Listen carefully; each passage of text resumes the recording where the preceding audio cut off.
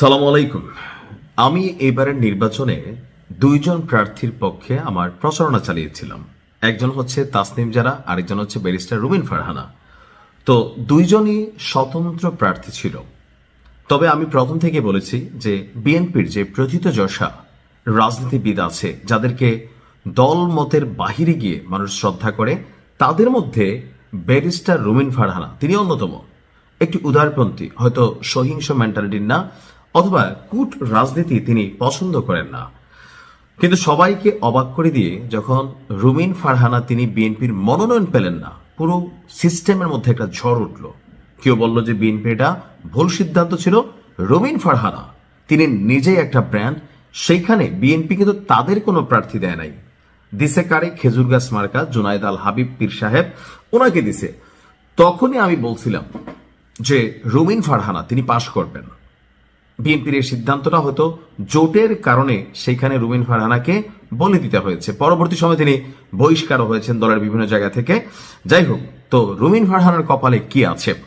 ব্রাহ্মণবাড়িয়া 2 আসনটি সরাইল, আশুগঞ্জ এবং বিজয়নগর, এই 3টি অংশ নিয়ে এখানে স্বতন্ত্র প্রার্থী হিসেবে নির্বাচন করেছেন রুমিন ফারহানা।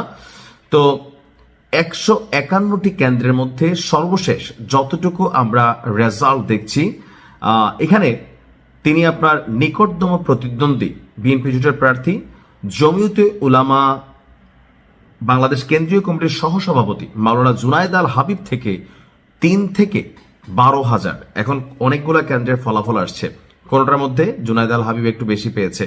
তবে টোটাল আমি যতটুকু দেখছি যে এই পর্যন্ত ধরেন 30% কেন্দ্রের রেজাল্ট আসছে। এখানে ভোটের ব্যবধান প্রায় 4,500-5,000, আর সামনে এই সংখ্যাটা বাড়বে।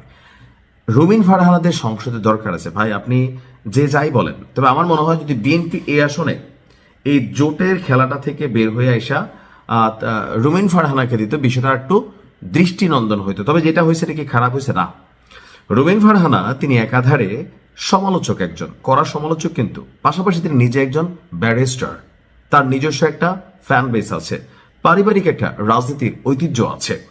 তো তারপরেও তিনি এখানে বিএনপির যে জোটের পলিসি, তো অনেক জায়গায় এরকম হয়েছে যে ধরেন জামাত এনসিপির জোটের পলিসির কারণে অনেক জায়গায় যে মানুষ দাড়ি পাল্লার জন্য অপেক্ষা করছে, সেখানে শাপলা করে ঢুকে গেছে, সমর্থকরা কান্না করছে, কারণ এই প্রার্থীকে তারা চিনে না বা পছন্দ করে না, হুট করে একজনকে দিয়ে দিছে।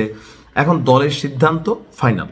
তো জোট নিয়ে রাজনীতি করতে গেলে স্বাভাবিক সব আসনেই তো একটা নিজস্ব ক্যান্ডিডেট থাকে, কিন্তু কেউ না কেউ কুরবানির বলি হয়। বাট রুমিন ফারহানা তিনি নিশ্চিত ইনশাল্লাহ বিজয়ী হবেন। আমি মনে করি যে রুমিন ফারহানা এককভাবে তিনি সংসদকে কাঁপাবেন। আবার ক্ষমতায় বিএনপি যাচ্ছে, বাকিরা বিরোধী দলে থাকবেন। তো নিজের দলের হইলে হয় কি, বাংলাদেশের কনস্টিটিউশনে বা আমাদের এই রাজনৈতিক দলগুলোর মধ্যে একটা সিস্টেম আছে কি, নিজের দলের বিরুদ্ধে কোনো সিদ্ধান্ত হতে আপনি না করতে পারবেন না। তো এরকম কিছু ফ্যাক্ট আছে। তো সেই ক্ষেত্রে আমার কাছে মনে হয় বাংলাদেশ রাষ্ট্রের জন্য যা ভালো, কল্যাণকর, সেটাই ব্যারিস্টার রুমিন ফারহানা করবেন। হাস্যোজ্জ্বল লাস্যময়ী রুমিন আপার জন্য অগ্রিম শুভেচ্ছা। ভালো থাকুন।